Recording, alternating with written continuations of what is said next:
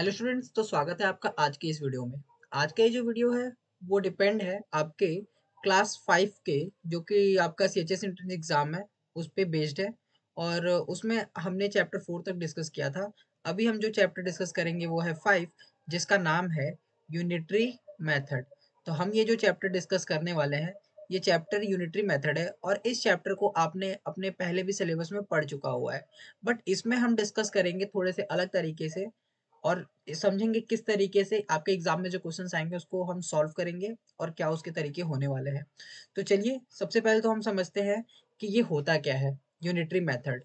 तो सिंपल सा है कि if the cost price of one item is given, यानी कि क्या, आपको एक आइटम का प्राइस दिया होगा, then for the finding out the cost price of such two or more then to items, यानी क्या कि आपको एक आइटम का कॉस्ट प्राइस दिया हुआ है, इसी तरीके के दो या दो से ज्यादा आइटम्स का हमें कॉस्ट प्राइस फाइंड करना होता है। तो हम करते क्या है, we multiply the total number of items with the cost price of an item, यानी एक आइटम का जो कॉस्ट प्राइस है उसमें उससे मल्टीप्लाई कर देते हैं जितने के लिए हमें फाइंड करना है। इसको हम कुछ एग्जांपल्स के थ्रू समझते हैं। जैसे एग्जांपल के लिए कि एक जो पेन है, इसका कॉस्ट आपको दे दिया हुआ है कि ये पेन का कॉस्ट ₹5 है। अभी हमें जहाँ पे ये क्वेश्चन में बोला कि अगर हमको एक आइटम का कॉस्ट प्राइस गिवन है, तो देखिए आपको यहाँ पे एक आइटम का कॉस्ट प्राइस गिवन है। अब हमसे क्या बोला, then for the finding out the cost price of such two or more then to items, यानी ऐसे दो या दो से ज्यादा आइटम्स। फॉर एग्जाम्पल एक का दिया हुआ है और मैंने आपसे पूछ लिया कि चलो बताओ कि 4 पेन्स का कॉस्ट क्या होगा, ये बताओ। तो हम इसके लिए करते क्या है, we multiply the total number of items, यानी टोटल नंबर ऑफ आइटम्स यहाँ पे कितना है, तो टोटल नंबर ऑफ आइटम्स यहाँ पे 4 है। तो हम 4 का मल्टीप्लाई कर देते हैं किससे, with the cost price of an item, यानी कि एक आइटम का जो कॉस्ट प्राइस है क्या है यहाँ पे, ₹5। तो हम इसमें मल्टीप्लाई कर देंगे ₹5 से। तो हम जानते हैं 4 5 जा होता है 20 और रुपीज है, तो रुपीज में हमेशा आंसर आएगा। तो यानी कि 4 पेन्स का जो कॉस्ट है वो ₹20 होगा। This method is known as unitary method, यानी कि यही जो आपका मेथड है कि एक आर्टिकल का कॉस्ट प्राइस आपको दिया हुआ है और आपसे बोल रहा है कि आप ऐसे 4 आर्टिकल्स का कॉस्ट प्राइस फाइंड करो, तो इस मेथड को हम कहते हैं यूनिटरी मेथड। आई होप कि आपको यूनिटरी मेथड होता क्या है पहले तो ये समझ में आया होगा। अगर यूनिटरी मेथड आपको समझ में आ गया, तो इसी पे बेस्ड कुछ आपके दो या तीन टाइप्स के क्वेश्चंस आएंगे। वो दो या तीन टाइप्स जो हैं हम इसमें डिस्कस करेंगे। तो आते हैं कुछ एग्जांपल्स पे। तो यहाँ पे अगर आप देखिए तो सबसे पहला जो आपका टाइप दिया हुआ है वो टाइप है 1। तो ये टाइप 1 क्या बोलता है, to find out to find out the cost price of many items when the cost price of an item is given, यानी कि जब आपको एक आइटम का कॉस्ट प्राइस दिया हुआ हो, कितने आइटम्स का, एक आइटम का कॉस्ट प्राइस आपको दिया होगा, CP in the sense cost price. तो हमको दो या दो से ज्यादा, यानी मोर देन टू का हमें कॉस्ट प्राइस फाइंड करना होगा कि ये क्या आएगा। तो इसको हम ऐसे तो अभी समझ लिए कि ये यूनिटरी मेथड क्या होता है, बट जब तक एग्जांपल्स ना सॉल्व कर ले तब तक तो हमें समझ में नहीं आएगा कि यूनिटरी मेथड क्या होता है। तो हम इस पे बेस्ड एक क्वेश्चन सॉल्व करते हैं। जैसे आपको यहाँ पे दिया हुआ है, संतोष परचेजेस अ बुक फॉर ₹15, यानी यहाँ पे बोला हुआ है कि जो एक बुक है इसका कॉस्ट प्राइस दिया हुआ है ₹50। अब आगे क्या बोल रहा है, then how much amount he will have to pay for such 5 books. तो इसी तरीके के 5 बुक्स के लिए उसको कितना पे करना पड़ेगा। तो अभी हमने यूनिटरी मेथड में पढ़ा कि हमें जितने के लिए फाइंड करना है, यहाँ पे कितने के लिए फाइंड करना है, 5 के लिए। तो हम इस 5 का मल्टीप्लाई कर देंगे जो उस एक आइटम का प्राइस है, यानी कि एक बुक का। तो हम इसमें मल्टीप्लाई कर देंगे 50 से। अब आपको 50 से मल्टीप्लाई करने के लिए साइड में ऐसा 50 × 5 नहीं करना है। एग्जाम में हम शॉर्ट तरीके यूज करेंगे। तो हम जानते हैं कि 5 के टेबल में 5 जो है वो 5 का टेबल हमें पता है। तो 5 के टेबल 5 टाइम्स अगर हम रीड करेंगे तो ये आ जाएगा 250 और ये जो जीरो है वो यहाँ से यहाँ आ जाएगा। यानी कि ऐसे 5 बुक्स का जो कॉस्ट होगा वो ₹250 होगा। तो अगर हम देखें तो यहाँ पे ऑप्शन नंबर डी जो है वो 250 दिया हुआ है। आई होप आपको ये एग्जाम्पल 1 समझ में आया हुआ है। चलते हैं नेक्स्ट पे। तो देखिए जो नेक्स्ट एग्जाम्पल है वो दिया हुआ है the cost price of one bedsheet. यानी क्या कि ये एक जो बेडशीट है, एक बेडशीट का जो कॉस्ट प्राइस दिया हुआ है वो ₹110 यहाँ पे आपको क्वेश्चन में दिया हुआ है। Find the cost of such 10। हमें इस तरीके के 10 बेडशीट्स का कॉस्ट फाइंड करना है। तो अगर हमें 10 बेडशीट्स का कॉस्ट फाइंड करना है तो हम करेंगे क्या? अभी हमने थोड़ी देर पहले पढ़ा कि हमें जितने भी आर्टिकल्स का कॉस्ट प्राइस फाइंड करना होता है हम उससे मल्टीप्लाई कर देते हैं जो भी उस एक आर्टिकल का कॉस्ट प्राइस है उसमें। तो अब हम क्या करेंगे? अब हम इतने लंबे मल्टीप्लिकेशन को सॉल्व करने जाएंगे? नहीं। हम देखेंगे यहाँ पे क्या है 1 और हम देखेंगे यहाँ पे क्या है 11। जीरो को हम अभी इग्नोर करेंगे। तो अगर हम 1 में 11 से मल्टीप्लाई करें तो जो रिजल्ट आएगा वो होगा 11 और यहाँ का ये जो एक जीरो है वो यहाँ आ जाएगा और ये वाला जीरो भी यहाँ आ जाएगा। तो यानी कि जो कॉस्ट प्राइस आएगा ऐसे 10 बेडशीट्स का वो 1100 रुपीज आ जाएगा या इसी को आप 1100 रुपीज भी बोल सकते हैं। तो option number A correct option होगा। आते हैं नेक्स्ट एग्जाम्पल पे। तो अभी ये दो एग्जाम्पल्स थे टाइप 1 पे बेस्ड। जब आपको क्या था टाइप 1? जब आपको एक आइटम का कॉस्ट प्राइस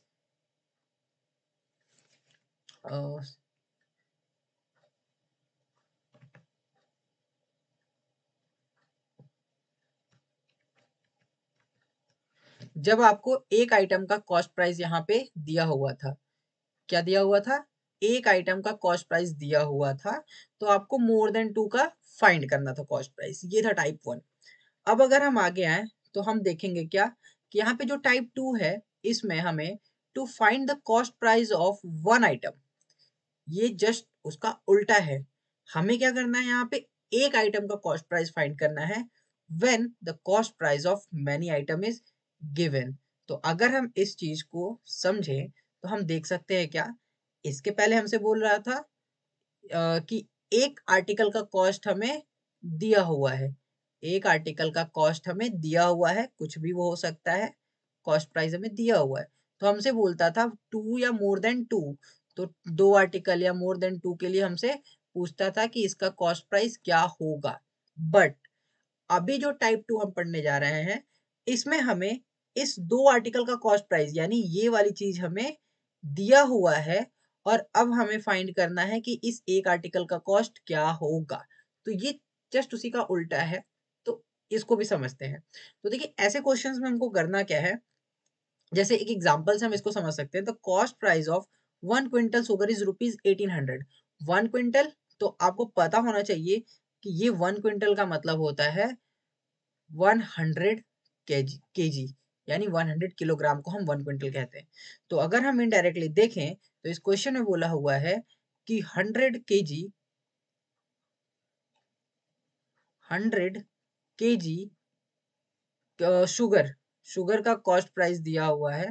100 केजी शुगर का कॉस्ट प्राइस जो दिया हुआ है वो ₹1800 दिया हुआ है। अब अगर हमें देखें तो आगे क्वेश्चन बोला हुआ है फाइंड, यहाँ पे फाइंड दो बार हो गया है तो ये नहीं, find the cost price of 1 KG sugar. तो हमें बताना है कि 1 केजी शुगर का कॉस्ट प्राइस क्या होगा। तो इसके लिए हम क्या करेंगे, इसके पहले हम क्या करते थे कि 1 का दिया होता था हमें मोर देन 1 फाइंड करना होता था। तो हम वहां पे जो भी एक का कॉस्ट प्राइस दिया होता था हम उसमें मल्टीप्लाई कर देते थे जितने के लिए हमें फाइंड करना है। हम यहाँ पे देखेंगे तो ये 100 के लिए हमें दिया हुआ है और हमें 1 के लिए फाइंड करना है। तो यानी हम बड़े से आ रहे हैं छोटे की तरफ। तो जब भी कभी अगर आपको किसी बड़े नंबर को छोटे में कन्वर्ट करना है तो आप उसको मल्टीप्लाई करके कभी भी नहीं कर सकते, आप हमेशा उसको डिवाइड करेंगे। तो हम यहाँ पे जस्ट इसका मल्टीप्लाई का उल्टा यानी डिवाइड करेंगे। तो हम इधर भी 100 से डिवाइड कर देंगे और इधर भी 100 से डिवाइड कर देंगे तो ये 1 बन जाएगा। और इधर अगर हम देखें तो इसको हम डिवाइड करेंगे तो ये 0 से 0 कट जाएगा और ये आ जाएगा 18। तो ₹18 जो होगा वो 1 केजी शुगर का कॉस्ट होगा। तो यहाँ पे ऑप्शन नंबर सी करेक्ट होगा। ठीक, तो नेक्स्ट एक एग्जांपल है, इसको और समझते हैं थोड़े अच्छे तरीके से।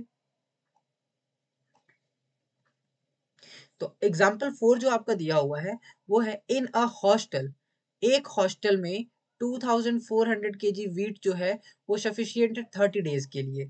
तो 30 डेज के लिए जो वीट सफिशियंट है वो 2400 केजी चाहिए। Find the consumed quantity of wheat in a day, यानी हमें बताना है कि एक दिन में हमें कितना वीट चाहिए होगा। तो हमें क्या करना है, इस 30 को कन्वर्ट करना है एक में। अब ये 31 में कब कन्वर्ट होगा, जब हम इसको भी इधर 30 से डिवाइड करें। तो सिंपल, अगर एक इक्वेशन है जो दोनों तरफ से बैलेंस है तो हम क्या करेंगे, अगर इधर 30 से डिवाइड कर रहे हैं तो इधर भी 30 से डिवाइड करेंगे। एक सिंपल सी चीज है, जैसे एक घर में अगर दो लोग हैं तो उन दोनों लोगों को जब भी हम कोई भी चीज बराबर बराबर बांटेंगे तो कभी लड़ाई नहीं होगी।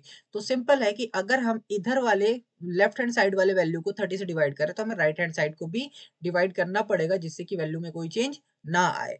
तो हम अगर इधर 30 से डिवाइड करेंगे तो आप देखेंगे कि 0 से ये 0 कट जाएगा और 3 के टेबल में 24 8 टाइम्स में आता है। तो 3 के टेबल में 24 8 टाइम्स में आता है और ये वाला 0 जो है वो यहाँ पे आ जाएगा। यानी कि 80 केजी जो है वो कॉस्ट हो 80 केजी जो है वो एक दिन का कंजम्पशन होगा इस हॉस्टल में। तो ऑप्शन नंबर ए इसका करेक्ट ऑप्शन होगा। आई होप कि आपको ये समझ में आया होगा। इसी को हम दूसरे तरीके से ऐसे भी देख सकते हैं कि अगर 30 डेज के लिए हमें दिया हुआ है जो क्वांटिटी है वो 2400 केजी है, तो 1 के लिए बोल रहा है तो इस 30 से इधर इसको डिवाइड कर देंगे तो हमारा हो जाएगा आंसर 2400 को हमको डिवाइड करना है 30 से। अगेन प्रोसेस वही रहेगा, 0 से 0 कटेगा और 3 के टेबल में 24 8 टाइम्स में और ये 0, ये वाला जो बचा हुआ 0 है वो यहाँ आ जाएगा। यानी 80 केजी जो होगा वो कंजप्शन होगा एक दिन का। तो इस तरीके से भी सॉल्व कर सकते हैं। बट जो ऊपर वाला तरीका है वो आपको बेसिक तरीके से समझने के लिए कि हमें क्या करना है, इधर वाली क्वांटिटी को 1 करना है। तो हम 1 कब कर पाएंगे, जब 30 को 30 से डिवाइड करेंगे। तो अगर हम इधर 30 से डिवाइड करें तो इस साइड भी करेंगे। ये थोड़ा ज्यादा हो सकता है आपको समझ में आए। अगर आपको ये नहीं समझ में आ रहा, नीचे वाला प्रोसेस समझ में आ रहा, तो आप नीचे वाले से भी सॉल्व कर सकते हैं। ज्यादातर बच्चों को ये ऊपर वाला प्रोसेस ज्यादा अच्छा लगता है, इसलिए मैं ऊपर वाला ही ज्यादा प्रेफर करता हूँ और थोड़ा सा बेसिक भी है ये। ठीक है, तो चलिए अब थोड़ा चलते हैं एक्सरसाइज एग्जाम्पल नंबर 4। 2 बार हो गया है, कोई बात नहीं। अब हम थोड़े से इंपॉर्टेंट क्वेश्चंस को सॉल्व करते हैं। तो देखिए फर्स्ट क्वेश्चन यहाँ पे दिया हुआ है, a car run 65 kilometre in an hour, यानी कि ये जो कार है वो 1 घंटे में कितना ट्रेवल कर रही है, तो 65 kilometres. Find the total distance the car covered in 5 hours. Simple, देखिए 1 घंटे के लिए दिया हुआ है, हमें 5 घंटे के लिए फाइंड करना है। तो यानी एक के लिए दिया हुआ है, एक से ज्यादा के लिए फाइंड करना है, यानी टाइप 1 का ये क्वेश्चन है। तो हम यहाँ पे क्या करेंगे, अगर हमें 5 के लिए फाइंड करना है, 5 आवर्स के लिए फाइंड करना है, तो हम जितने आवर के लिए फाइंड करना है उसका मल्टीप्लाई करेंगे और 1 आवर में कार जितना डिस्टेंस ट्रेवल करती है उससे मल्टीप्लाई कर देंगे। अब हम क्या करेंगे, मल्टीप्लाई करेंगे 65 का 5 से। अगेन लिखने की कोई जरूरत नहीं है, डायरेक्टली करेंगे। तो हम क्या करेंगे, 5 का टेबल 5 टाइम्स रीड करेंगे तो हम जानते हैं कि 25 आएगा और कैरी 2 है। तो कैरी 2 है, तो हम अब इस 5 का मल्टीप्लाई इस 6 से करेंगे तो आएगा 30। 30 में ये 2 ऐड कर देंगे तो ये हो जाएगा 32। यानी कि ये जो कार है वो 5 आवर्स में 325 किलोमीटर का डिस्टेंस ट्रेवल करेगी। तो ऑप्शन डी जो है इसका करेक्ट आंसर होगा। नेक्स्ट अगर हम देखें तो सेकंड क्वेश्चन है, a man plants 20 trees in a day, यानी कि कोई एक आदमी है जो एक दिन में, कितने दिनों में, एक दिन में 20 ट्रीज को प्लांट करता है, यानी लगाता है, 20 पेड़ लगाता है। How many trees does he plant in 5 days. तो हमको बताना है कि वो आदमी 5 डेज में कितने ट्रीज को प्लांट करेगा। तो अगर हम देखें तो एक दिन में 20 कर रहा है, हमें 5 के लिए फाइंड करना है। तो जितने के लिए फाइंड करना है उसका मल्टीप्लाई कर देंगे एक दिन में जितने वो प्लांट कर रहा है, यानी 20 से। तो अगर हम यहाँ पे देखें तो 5 2 जा 10 और ये वाला 0 जो है वो यहाँ आ जाएगा, यानी कि वो 5 डेज में 100 ट्रीज को प्लांट करेगा। इसी तरीके के बहुत ही एकदम मतलब बहुत ज्यादा टफ क्वेश्चंस आपके एग्जाम में नहीं आते कभी भी। आपके एग्जाम में बहुत ही एक बेसिक क्वेश्चंस आते हैं और उन्हीं में बच्चों को फंसा दिया जाता है। तो आपको बहुत ही ज़्यादा टफ क्वेश्चंस को सॉल्व करने की कोई बहुत ज़रूरत नहीं है। सिंपल क्वेश्चंस और उसके बेसिक रूल क्या होते हैं, क्या मेथड यूज़ होने वाले हैं, ये पता होना चाहिए। आप बहुत आराम से एग्ज़ाम को अपने क्रैक कर जाएँगे। तो चलिए चलते हैं नेक्स्ट क्वेश्चन की तरफ। नेक्स्ट क्वेश्चन है थर्ड। थर्ड क्वेश्चन में देखिए क्या बोल रहा है, अ बॉक्स हैज़ 36 पेंसिल्स। क्या है, एक बॉक्स है और उस एक बॉक्स में नंबर ऑफ पेंसिल्स जो हैं वो 36 है। आगे बोल रहा है how many pencils do 50 boxes have. तो हमें बताना है क्या कि 50 बॉक्सेस में कितने पेंसिल होंगे। तो ये भी यूनिटरी मेथड के टाइप 1 का ही क्वेश्चन है। एक का दिया हुआ है 50 के लिए पूछ रहा है, तो जितने के लिए पूछ रहा है उसका मल्टीप्लाई कर देंगे एक में जितने पेंसिल्स हैं। तो अब ये मल्टीप्लाई कैसे करेंगे, तो अगेन शॉर्टकट हम क्या करेंगे, 5 का मल्टीप्लाई करेंगे 36 से। तो इसके लिए हमको करने क्या पड़ेगा, 5 का मल्टीप्लाई पहले तो 6 से करेंगे तो 30, कैरी आया 3, और 5 का मल्टीप्लाई 3 से करेंगे तो 15 प्लस कैरी 3 18, और ये वाला जो जीरो है वो लास्ट में ऐड हो जाएगा। यानी 1800 पेंसिल्स जो होंगे वो होंगे आपके 50 बॉक्सेस में। थर्ड क्वेश्चन इस तरीके से सॉल्व हुआ। नेक्स्ट पे आते हैं, तो देखिए नेक्स्ट क्वेश्चन जो दिया हुआ है वह Shanu bought a copy for ₹12, यानी कि एक कॉपी का जो कॉस्ट प्राइस है वो ₹12 दिया हुआ है। What will be the cost price of such a dozen copy. तो आपको पता होना चाहिए कि एक डजन इन द सेंस 12, ये पता होना चाहिए। तो आप नोट करके ये लिख लेंगे कि 1 डजन इज इक्वल टू 12। तो हमसे 12 कॉपीज का कॉस्ट प्राइस पूछा हुआ है, तो 12 कॉपीज के लिए हम क्या करेंगे, 12 कॉपीज के लिए फाइंड करना है और एक कॉपी का जो कॉस्ट प्राइस है वो भी 12 है। तो 12 का जब 12 से मल्टीप्लाई करेंगे तो आपको 12 का टेबल याद होना चाहिए। 12 का टेबल हम 2 टाइम्स पढ़ेंगे तो 24, कैरी आया 2, और 12 का टेबल हम 1 टाइम्स पढ़ेंगे तो 12 1 12 प्लस कैरी 2 14। तो इस तरीके से 144 जो होगा, 144 रुपीज इसका करेक्ट आंसर होगा। नेक्स्ट क्वेश्चन नंबर 5 पे आते हैं। तो यहाँ पे दिया हुआ है if a man earns ₹110 in a day, यानी कि एक दिन में एक जो आदमी है वो अर्न करता है ₹110, then how much will he earn in, यहाँ पे ओन नहीं होगा, यहाँ पे अर्न होगा इन 2 वीक्स। तो 2 वीक्स में वो कितना अर्न करेगा। तो सबसे पहले तो हमें यहाँ पे जो क्वेश्चन दिया हुआ वो डे के लिए दिया है और हमसे पूछा कितने के लिए है, 2 वीक्स के लिए। तो हम जानते हैं, देखिए यहाँ पे 2 बार यूनिटरी मेथड लगेगा। पहली बात तो क्या कि हम जानते हैं कि 1 वीक जो होता है उसका मतलब होता है 7 डेज। तो हमको फाइंड करना पड़ेगा पहले तो 2 वीक्स के लिए। देखिए बहुत ही बेसिक सा ये क्वेश्चन था और बच्चे यहाँ पे फंस जाएंगे। क्या करेंगे, ये डायरेक्ट 2 का आप मल्टीप्लाई कर देंगे ₹110 में और आपका आंसर 220 आ जाएगा, जो कि इसमें कहीं पे भी आपको नहीं मिलेगा और आप परेशान होंगे। लेकिन हमें ऐसा नहीं करना है। हम क्या जानते हैं, अगर यहाँ पे डे के लिए दिया है तो हमें डे के लिए ही इसको फाइंड करना पड़ेगा। तो इस 2 वीक्स को कन्वर्ट करेंगे डेज में तो ये हो जाएगा 2 इंटू 7 डेज, जैसा हमने यूनिटरी मेथड पढ़ा। अब ये हो जाएगा 14 डेज, यानी कि हमको क्वेश्चन में इनडायरेक्टली बोल रहा है कि 14 डेज में वो आदमी कितना अर्न करेगा। तो हम 14 का मल्टीप्लाई कर देंगे ₹110 से। तो 14 का मल्टीप्लाई जब 110 से करेंगे तो अगेन जीरो को इग्नोर करेंगे और 11 से करना है 14 में। तो 14 का मल्टीप्लाई पहले इस 1 से करेंगे, 14 1 जा 14, बोरो कैरी आया 1, और इस 14 का मल्टीप्लाई अब इस वाले 1 से करेंगे तो 14 में जा 14 प्लस 1 कैरी 15 154, और ये वाला जो जीरो है वो लास्ट में आके लग जाएगा धीरे से। तो ये 1540 यानी 1540 जो होगा वो इसका करेक्ट आंसर होगा। नेक्स्ट क्वेश्चन पे आते हैं। तो देखिए नेक्स्ट क्वेश्चन दिया हुआ है a shopkeeper sells rupees 120 sells 120 books in a day, यानी कि ये जो शॉपकीपर है वो एक दिन में जो बुक्स सेल कर रहा है वो 120 है। कितने बुक्स, तो 120 बुक्स को सेल कर रहा है। क्वेश्चन में पूछा हुआ है then how many books will he sell in 17 days. तो हमसे बोल रहा है कि 17 डेज में ये कितने बुक्स को सेल करेगा। तो देखिए 17 डेज में ये कितने बुक्स को सेल करेगा, इसके लिए हम क्या करेंगे, तो हमें 17 के लिए फाइंड करना है और 120 बुक्स एक दिन में कर रहा है तो 120 से मल्टीप्लाई कर देंगे तो इतने बुक्स वो सेल करेगा। अब इसको मल्टीप्लाई करने के लिए हम करेंगे क्या, तो हम 0 को इग्नोर करेंगे और इस 17 का मल्टीप्लाई पहले 2 से करेंगे, तो 17 2 जा 34, बोरो कैरी आया 3, और 17 1 जा 17 प्लस 3 ये 20, और यहाँ से ये वाला जो 0 है वो यहाँ आ जाएगा। तो रुपीज 2040, सॉरी यहाँ पे रुपीज नहीं होगा, रुपीज तो गलत होगा, यहाँ पे 2040 बुक्स जो है वो सेल करेगा।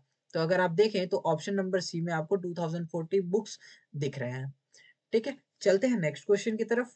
तो देखिए क्वेश्चन नंबर 7 है, the cost price of a sari is rupees 375, यानी कि एक जो साड़ी है, एक साड़ी का कॉस्ट प्राइस दिया हुआ है रुपीज 375।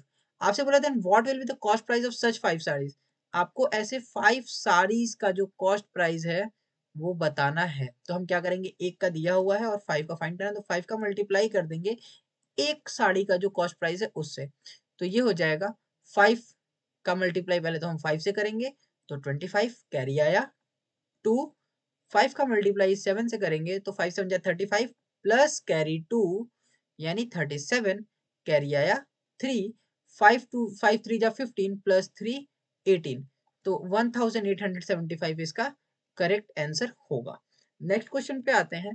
तो क्वेश्चन नंबर 8 दिया हुआ है, a tank capacity is 500 litre, यानी कि एक जो टैंक है, इस टैंक की जो कैपेसिटी है वो 500 लीटर दिया हुआ है। What will be the total capacity of such 8 tanks, यानी कि ऐसे 8 टैंक्स में कितना पानी आ जाएगा।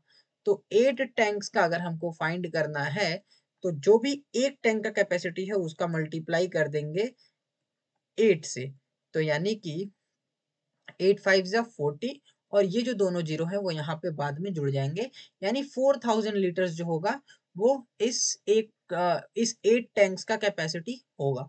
नेक्स्ट क्वेश्चन पे अगर हम आए तो देखिए नेक्स्ट क्वेश्चन दिया हुआ है, a box contain 4 dozen apple, क्या बोल रहा है, देखिए यहाँ पे दो बार फिर से लगेगा unitary method. A box contain 4 dozen apple, यानी कि एक बॉक्स में 4 डजन 4 डजन एप्पल है।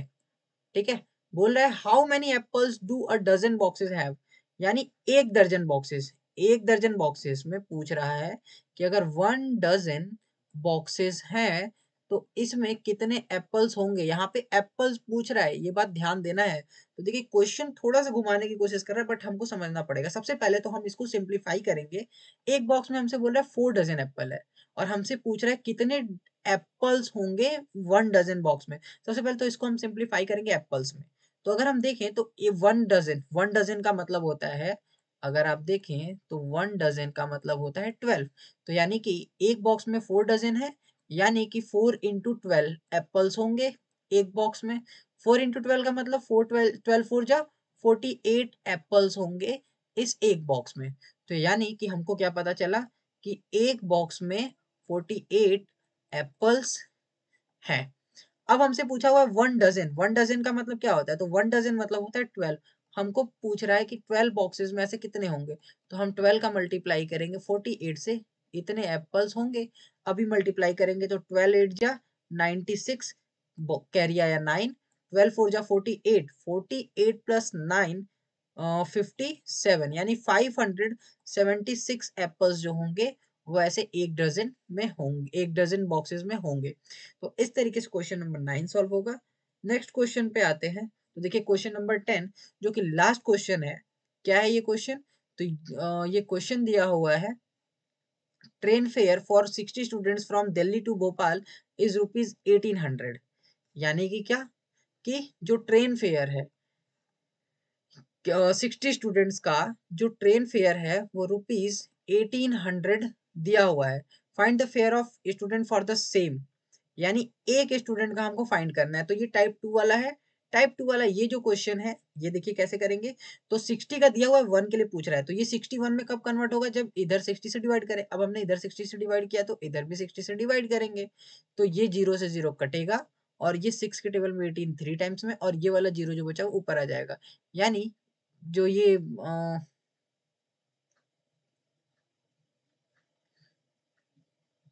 यानी कि एक स्टूडेंट का जो फेयर होगा वो 30, बट यहाँ पे कुछ मिस्टेक हो रहा है। क्या मिस्टेक हो रहा है, तो अगर हम देखें तो 60 सॉरी ये देखिए मिस्टेक यहाँ पे हो रहा है कि ये 18,000 दिया हुआ है और ये वाले एक जीरो मिस हो रहा था, तो ये एक जीरो नहीं कटेगा। इसको एक बार फिर से कैलकुलेशन देख लेते हैं। 18,000 यहाँ पे दिया हुआ था, इसको हमने डिवाइड करना था 60 से, तो ये जीरो से जीरो कटेगा और 6 के टेबल में 18 आता है 3 टाइम्स में। ये जो दोनों जीरो बचे हुए हैं ये इसके बाद में आ जाएंगे, तो यानी 300 रुपीज जो होगा वो फेयर होगा एक स्टूडेंट का सेम रूट के लिए। अब अगर हम नेक्स्ट देखें तो एक क्वेश्चन मैं आपको देता हूँ 11th वाला आपके लिए। बोल क्या रहा है कि एक डजन बनाना का जो कॉस्ट है वो 48 रुपीज है। तो आपको बताना है कि ऐसे 96 बनाना का जो कॉस्ट होगा वो क्या होगा। ये आपके लिए होमवर्क है। इस क्वेश्चन को आपको सॉल्व करके कमेंट में आंसर बताना है कि ये इसका कॉस्ट प्राइस क्या आएगा 96 बनाना का। ठीक है, इसमें टाइप 1 और टाइप 2 दोनों मिक्स है। तो ये क्वेश्चन आप सॉल्व करके मुझे कमेंट करेंगे। मिलते हैं अपनी नेक्स्ट वीडियो में। इस क्वेश्चन को भी उसमें हम सॉल्व करेंगे अगर आपका फर्दर डाउट होगा तो। और आगे के जो टाइप 1 और टाइप 2 पे बेस्ड कुछ और क्वेश्चन हैं उसको भी सॉल्व करेंगे। तो मिलते हैं अपनी अगली वीडियो में, तब तक के लिए जय हिंद, वंदे मातरम।